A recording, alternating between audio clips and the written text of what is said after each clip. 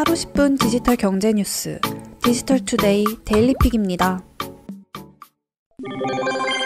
삼성전자가 개발 중인 신형 블루투스 이어폰 갤럭시 버즈 프로의 렌더링 이미지가 IT 매체 보이스를 통해 공개됐습니다. 갤럭시 버즈 프로는 삼성전자가 내년 갤럭시 S21 시리즈 출시와 함께 공개할 예정인 고급형 블루투스 무선 이어폰입니다. 주변 소음을 줄여주는 노이즈 캔슬링 기능을 갖추고 있으며 기존 갤럭시 버즈 라이브 제품과 달리 디자인을 대폭 변경했습니다. 갤럭시 버즈 프로는 미국 연방통신위원회 인증을 통과한 것으로 전해지는데요. 내부 배터리 용량은 애플 에어팟 프로와 비슷한 500mAh 수준이며 한층 향상된 노이즈 캔슬링 기능이 탑재된 것으로 알려졌습니다. 렌더링 이미지를 공개한 IT 소식통 에반 블레스는 갤럭시 버즈 프로 출시일을 내년 1월 말 혹은 2월로 예상했습니다.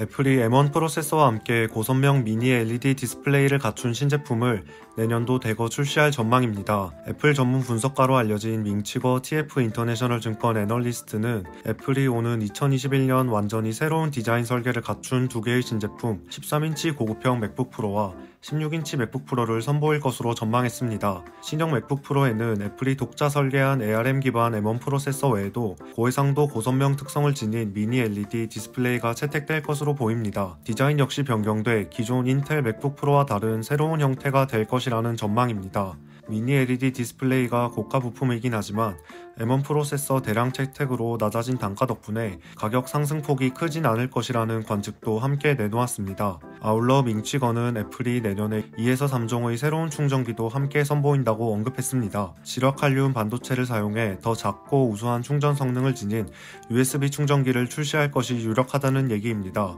더불어 최근 출시한 자석식 무선 충전기인 맥세이프 제품군도 더 다양해질 것으로 내다봤습니다. 카카오가 일본 시장에서 웹툰으로 디지털 만화 1위를 찍은 여세를 몰아 중국 컨텐츠 시장 공략에 본격적인 시동을 겁니다. 반면 네이버는 북미를 거점으로 남미와 유럽 컨텐츠 시장 공략에 속도를 내고 있습니다. 각기 다른 시장에서 양사가 어떤 성과를 거둘 수 있을지 주목되는데요. 카카오는 일본 다음의 콘텐츠 사업 전략적 요충지로 중국을 정조준했습니다. 업계에 따르면 카카오 페이지는 중국 기업과 합작법인을 만들어 중국 현지에 진출할 예정입니다.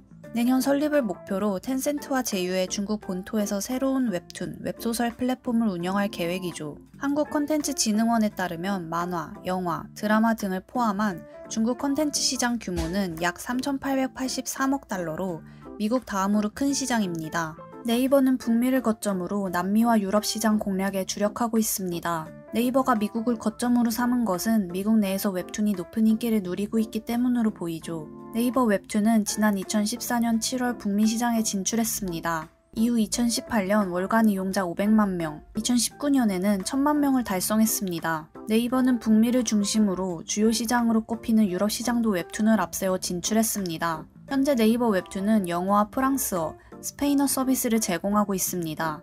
유럽과 남미에서 웹툰 서비스 이용자 550만 명을 돌파했죠. 네이버 웹툰 글로벌 월 이용자 수는 지난 8월 기준으로 글로벌 6,700만 명에 이른다고 합니다. SK텔레콤은 국민 내비게이션 서비스 티맵의 안드로이드 오토 오픈 베타 서비스를 오는 3일부터 시작한다고 밝혔습니다. 안드로이드 오토는 구글이 제공하는 차량 내 미러링 서비스로 안드로이드 스마트폰의 주요 기능을 자동차 스크린에서 사용할 수 있도록 지원합니다. 이번 서비스로 이용자들은 1,800만 고객이 이용하는 티맵을 안드로이드 오토에서도 이용할 수 있게 돼 편의가 대폭 향상될 전망입니다. 이용자들은 구글 플레이 스토어에서 티맵을 검색한 후 베타 테스트 참여를 선택, 티맵 베타 버전을 업데이트하면 베타 테스트에 참여할 수 있습니다. SK텔레콤은 이번 오픈 베타 테스트 기간 동안 축적되는 이용자 데이터를 기반으로 충분한 검증을 통해 서비스의 완성도를 높여 2021년 내 정식 버전을 배포할 계획입니다.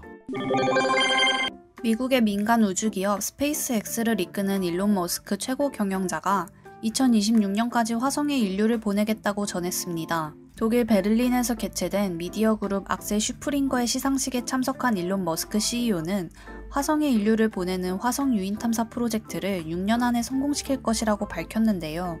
머스크는 운이 좋다면 4년 안에도 가능할 것이라며 2년 내에 무인 우주선을 화성에 보낼 예정이라고 밝혔습니다. 인류 화성 이주 프로젝트를 계획 중인 스페이스X의 우선 목표는 대형 우주선 스타쉽을 개발해 100명의 우주 탐사원과 화물을 실어 화성에 보내는 것입니다. 궁극적으로 2050년까지 100만 명의 인류를 화성에 이주시키는 것을 목표로 하죠. 스타쉽은 스페이스X에서 개발 중인 다목적 우주선으로 달과 화성 탐사, 그리고 궁극적으로 행성 간 탐사 계획까지 고려해 만들고 있는 우주 발사체입니다. 현재 부분적으로 재사용이 가능한 팰컨 9 로켓과는 달리 스타쉽은 우주선 전체를 완전 재활용할 계획입니다. 스타쉽의 첫 궤도 비행 시험은 2021년으로 예정돼 있다고 하네요.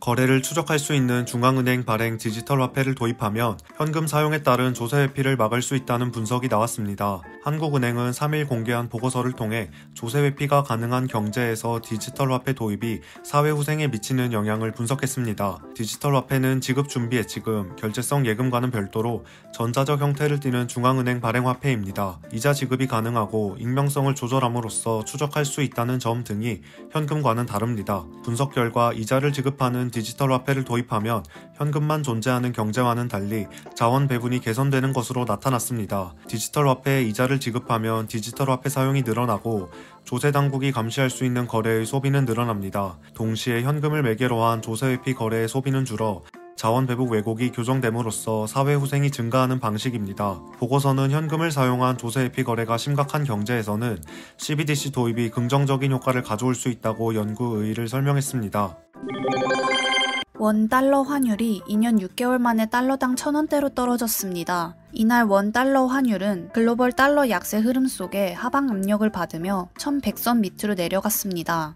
서울 외환시장에서 원 달러 환율은 장중 1,098원 50전까지 저점을 낮췄습니다. 이는 2018년 6월 15일에 장중 저가 1,087원 30전을 기록한 이후 약 2년 6개월 만의 최저치죠. 미국의 코로나19 대응 재정 부양책 시행 기대감, 코로나19 백신 사용 최초 승인 등으로 달러와 약세와 글로벌 위험 선호 흐름이 이어지며 환율 하방 압력으로 작용하고 있는 것입니다. 다만 외환 당국의 미세 조정과 실 개입 경계, 수입 업체의 결제를 비롯한 달러 저가 매수 수요 등은 환율 하락폭을 제한할 것으로 전망됩니다. 전날에도 원 달러 환율이 1,100원 붕괴를 앞두자 외환 당국의 개입에 의한 매수세가 유입됐죠. 시장 전문가들은 국제 정세와 달러와 약세 등 변수를 고려할 때 당분간 원 달러 환율 1,100원대 방어가 쉽지 않을 것이라는 전망을 내놓았습니다.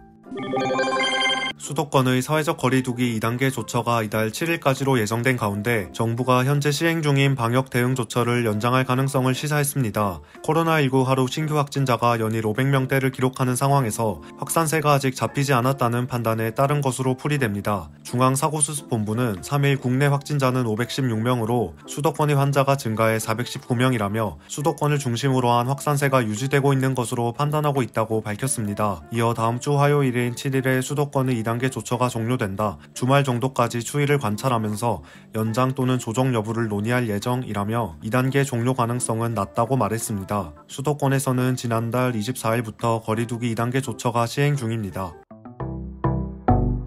행복한 하루 디지털투데이였습니다.